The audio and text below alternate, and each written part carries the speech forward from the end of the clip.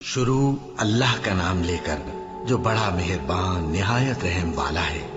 الف لام میم، یہ کتاب یعنی قرآن مجید، اس میں کچھ شک نہیں کہ اللہ کا کلام ہے، پرہیزگاروں کے لیے رہنما ہے، جو غیب پر ایمان لاتے اور آداب کے ساتھ نماز پڑھتے اور جو کچھ ہم نے ان کو عطا فرمایا ہے اس میں سے خرچ کرتے ہیں، اور جو کتاب اے پیغمبر تم پر نازل ہوئی اور جو کتابیں تم سے پہلے پیغمبروں پر نازل ہوئیں سب پر ایمان لاتے اور آخرت کا یقین رکھتے ہیں۔ یہی لوگ اپنے پروردگار کی طرف سے آئی ہوئی ہدایت پر ہیں اور یہی لوگ کامیاب ہیں۔ جو لوگ کافر ہیں انہیں تم نصیحت کرو یا نہ کرو ان کے لیے برابر ہے، وہ ایمان نہیں لانے کے۔ اللہ نے ان کے دلوں اور کانوں پر مہر لگا رکھی ہے اور ان کی آنکھوں پر پردہ پڑا ہوا ہے اور ان کے لیے بڑا عذاب تیار ہے۔ اور بعض لوگ ایسے ہیں جو کہتے ہیں کہ ہم اللہ پر اور روز آخر پر ایمان رکھتے ہیں، حالانکہ وہ ایمان نہیں رکھتے۔ یہ اپنے خیال میں اللہ کو اور مومنوں کو دھوکہ دیتے ہیں، مگر حقیقت میں اپنے سوا کسی کو دھوکہ نہیں دیتے اور اس سے بے خبر ہیں۔ ان کے دلوں میں کفر کا مرض تھا، اللہ نے ان کا مرض اور زیادہ کر دیا اور ان کے جھوٹ بولنے کے سبب ان کو دکھ دینے والا عذاب ہوگا۔ اور جب ان سے کہا جاتا ہے کہ زمین میں فساد نہ ڈالو تو کہتے ہیں کہ ہم تو اصلاح کرنے والے ہیں۔ دیکھو یہ بلا شبہ مفسد ہیں لیکن خبر نہیں رکھتے۔ اور جب ان سے کہا جاتا ہے کہ جس طرح اور لوگ ایمان لے آئے تم بھی ایمان لے آؤ تو کہتے ہیں بھلا جس طرح بے وقوف ایمان لے آئے ہیں اسی طرح ہم بھی ایمان لے آئیں۔ سن لو کہ یہی بے وقوف ہیں لیکن نہیں جانتے۔ اور یہ لوگ جب مومنوں سے ملتے ہیں تو کہتے ہیں کہ ہم ایمان لے آئے ہیں، اور جب اپنے شیطانوں میں جاتے ہیں تو ان سے کہتے ہیں کہ ہم تمہارے ساتھ ہیں، اور مسلمانوں سے تو ہم ہنسی کیا کرتے ہیں۔ ان منافقوں سے اللہ ہنسی کرتا ہے اور انہیں مہلت دیا جاتا ہے کہ شرارت و سرکشی میں پڑے بہک رہے ہیں۔ یہ وہ لوگ ہیں جنہوں نے ہدایت چھوڑ کر گمراہی خریدی، تو نہ تو ان کی تجارت ہی نے کچھ نفع دیا اور نہ یہ ہدایت یاب ہی ہوئے۔ ان کی مثال اس شخص کی سی ہے جس نے شب تاریک میں آگ جلائی، جب آگ نے اس کے ارد گرد کی چیزیں روشن کی تو اللہ نے ان لوگوں کی روشنی زائل کر دی اور ان کو اندھیروں میں چھوڑ دیا کہ کچھ نہیں دیکھتے۔ یہ بہرے ہیں، گونگے ہیں، اندھے ہیں کہ کسی طرح سیدھے رستے کی طرف لوٹ ہی نہیں سکتے۔ کیا ان کی مثال میں کسی ہے کہ آسمان سے برس رہا ہو اور اس میں اندھیرے پر اندھیرا چھا رہا ہو اور بادل گرج رہا ہو اور بجلی کوند رہی ہو تو یہ کڑک سے ڈر کر موت کے خوف سے کانوں میں انگلیاں دے لے۔ اور اللہ کافروں کو ہر طرف سے گھیرے ہوئے ہے، قریب ہے کہ بجلی کی چمک ان کی آنکھوں کی بصارت کو اچک لے جائے۔ جب بجلی چمکتی اور ان پر روشنی ڈالتی ہے تو اس میں چل پڑتے ہیں، اور جب اندھیرا ہو جاتا ہے تو کھڑے کے کھڑے رہ جاتے ہیں۔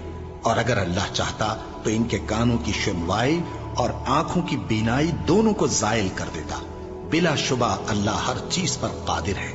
لوگوں، اپنے پروردگار کی عبادت کرو جس نے تم کو اور تم سے پہلے لوگوں کو پیدا کیا تاکہ تم اس کے عذاب سے بچو، جس نے تمہارے لیے زمین کو بچھونا اور آسمان کو چھت بنایا اور آسمان سے مے برسا کر تمہارے کھانے کے لیے انواع و اقسام کے میوے پیدا کیے۔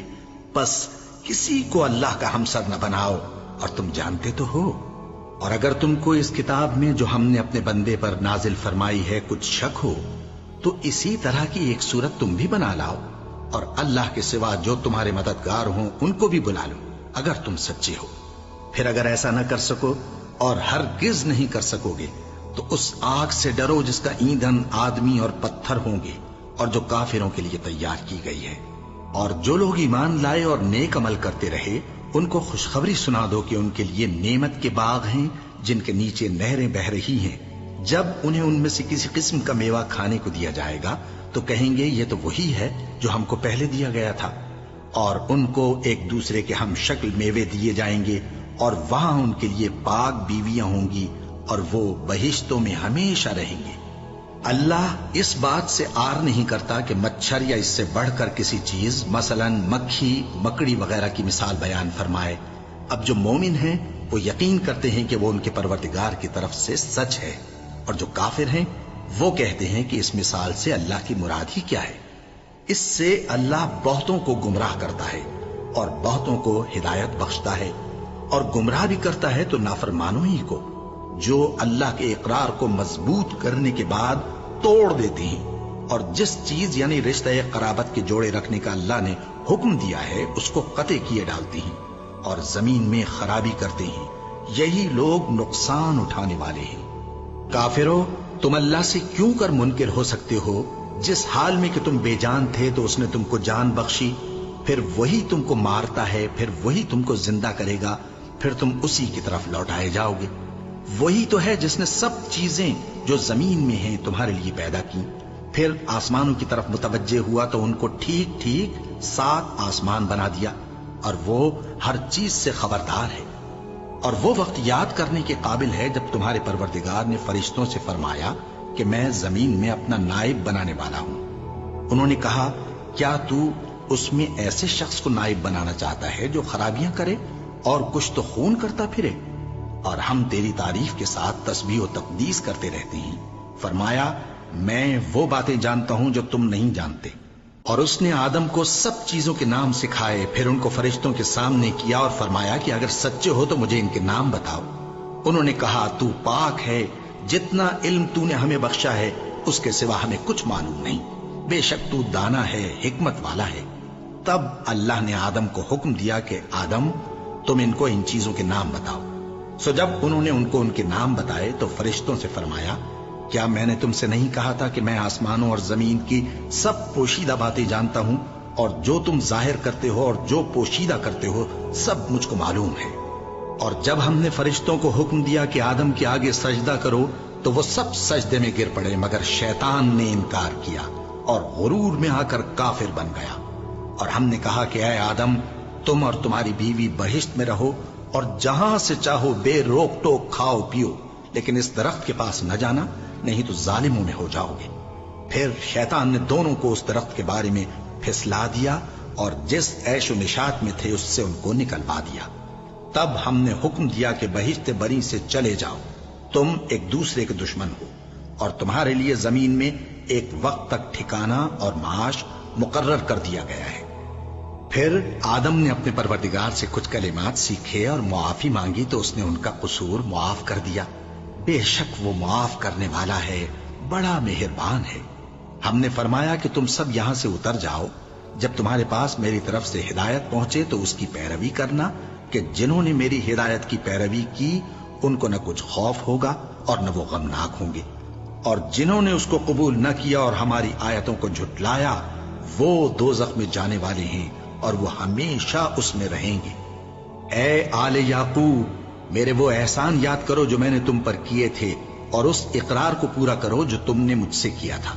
میں اس اقرار کو پورا کروں گا جو میں نے تم سے کیا تھا، اور مجھی سے ڈرتے رہو۔